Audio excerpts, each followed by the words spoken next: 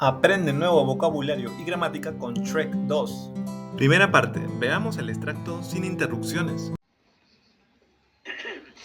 Dearest Princess Fiona, you are hereby summoned to the kingdom of Far, Far Away for a royal ball in celebration of your marriage, at which time the king will bestow his royal blessing upon you and your, Prince Charming. Love, the king and queen of Far, Far Away, a.k.a. Mom and Dad. Mom and Dad? Prince Charming? Royal ball? Can I come? We're not going. What? I mean, don't you think they might be a bit shocked to see you like this? Well, they might be a bit surprised. But they're my parents, Shrek. They love me. And don't worry, they're gonna love you too. Yeah, right. Somehow I don't think I'll be welcome at the country club. Will you stop it? They're not like that. Then how do you explain Sergeant Pompous and the Fancy Pants Club Band? Oh, come on. You could at least give them a chance. Oh, to do what? Sharpen their pitchforks? No! They just want to give you their blessing. Oh, great. Now I need their blessing? Well, if you want to be a part of this family, yes. And who says I want to be part of this family? You did? When you married me? Well, there's some fine print for you. Oh, so that's it. You won't come. Trust me, it's a bad idea. We are not going, and that's final. Segunda parte, veamos el extracto aprendiendo nuevo vocabulario. Dearest Princess Fiona, you are hereby summoned to the kingdom of Far, Far Away. Vamos con el adverbio hereby. Es un término formal. Significa por este medio, es decir, el documento o declaración oficial que se está leyendo en el momento de pronunciar esta palabra y anunciar algo después de esta. Es usado con frecuencia en documentos oficiales para indicar que algo ha sido declarado como resultado del mismo, añadiendo formalidad al anuncio dado. Por ejemplo, I hereby pronounce you man and wife. Yo por este medio los pronuncio marido y mujer. Un ejemplo más. The board hereby announces the appointment of a new CEO. Ahora vamos con el verbo summon. Su significado es convocar. Summon es un verbo regular, por lo tanto se le agrega ed al final cuando se le conjuga al pasado. Su conjugación sería en presente summon, en pasado summoned y en pasado participio summoned también. Vemos que ahí está la ed agregada al final. Vamos con un ejemplo. We were summoned to the headmaster's office. Nosotros fuimos convocados a la oficina del director. For a royal ball in celebration of your marriage. El sustantivo ball, y no me refiero al balón o pelota. Significado, baile formal. Ejemplo, did you go to the summer ball last year? ¿Fuiste al baile de verano el año pasado? En el caso de Shrek dice Royal Ball. Royal se refiere a la realeza, es decir, al baile real. Vamos con el sustantivo marriage. Significado, matrimonio, ya sea la ceremonia o el hecho de estar en un matrimonio o casado con alguien. Ejemplo, she has 2 daughters by her first marriage. Ella tiene 2 hijas de su primer matrimonio. At which time the king will bestow his royal blessing. Vamos con el verbo bestow. Significado, otorgar algo de manera formal o durante una ceremonia puede ser un regalo, condecoración o distinción. Bestow es un verbo regular, por lo tanto se le agrega ed al final cuando se le conjuga al pasado. Por lo tanto, su conjugación sería en presente bestow, en pasado bestowed y en pasado participio bestowed. The George Cross is a decoration that is bestowed on British civilians for acts of great bravery. La Cruz de George es una condecoración que es entregada a civiles británicos por actos de gran valentía. Importante, bestowed no es un verbo que está limitado a otorgar algo físico, también se refiere a cosas intangibles como un título o en el caso de Shrek, la bendición del rey.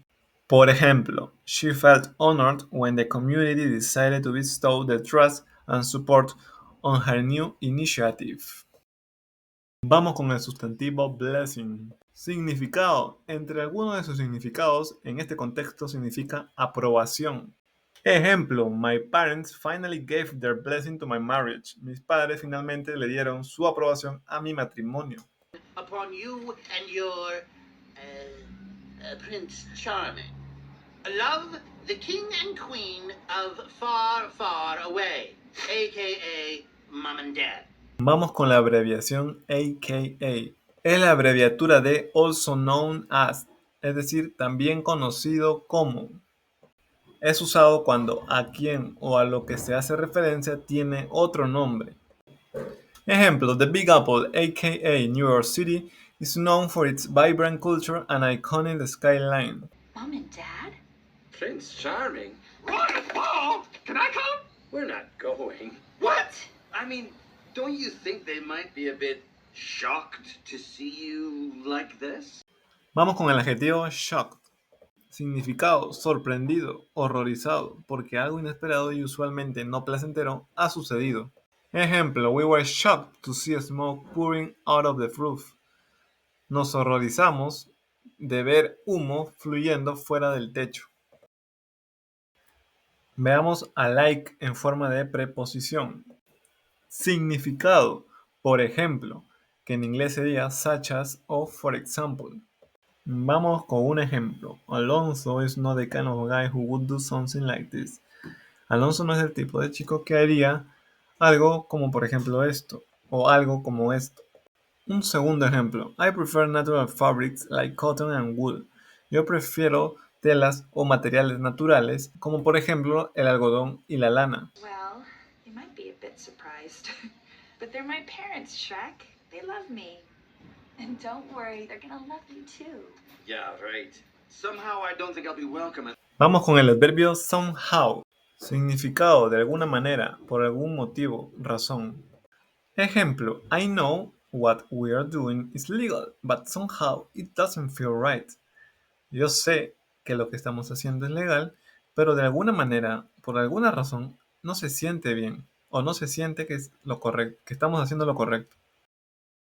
Vamos con el adjetivo welcome. Significado: bienvenido o ser recibido de buena forma al lugar que estás llegando o visitando. Por ejemplo, come and see us whenever you are in town. You'll always be welcome. Ven y visítanos cuando sea estés en la ciudad o cuando quiera que tú estés en la ciudad. Tú siempre serás bienvenido. También identificamos que welcome es un adjetivo porque viene después del verbo to be y es una de las posiciones que adoptan los adjetivos después del verbo to be. the country club. Will you stop it? They're not like that. Then how do you explain Sergeant Pompous and the Fancy Pants Club Band? Oh, come on. You could at least give them a chance. Vamos con la expresión idiomática at least. Significado: al menos, por lo menos. Usado para enfatizar algo bueno y rescatable en una mala situación. Ejemplo, the car was damaged, but at least he wasn't hurt. El carro se dañó, se estropeó, pero al menos él no estuvo o no resultó herido. Oh, to do what? Sharpen their pitchforks?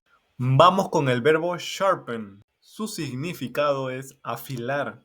Y veamos que de esta palabra se derivan muchas más. Por ejemplo, el verbo es sharpen, que es afilar, que puede ser afilar un cuchillo o cuando afilas tu lápiz con el sacapuntas. Justo de ahí, de esa palabra, deriva la palabra sharpener, que significa tajador o sacapuntas.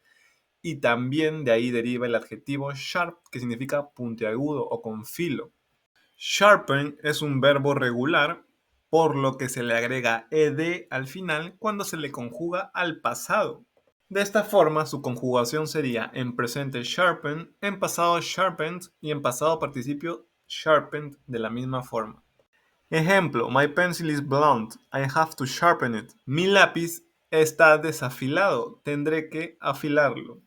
Blunt es lo contrario que sharp, el adjetivo que acabamos de ver.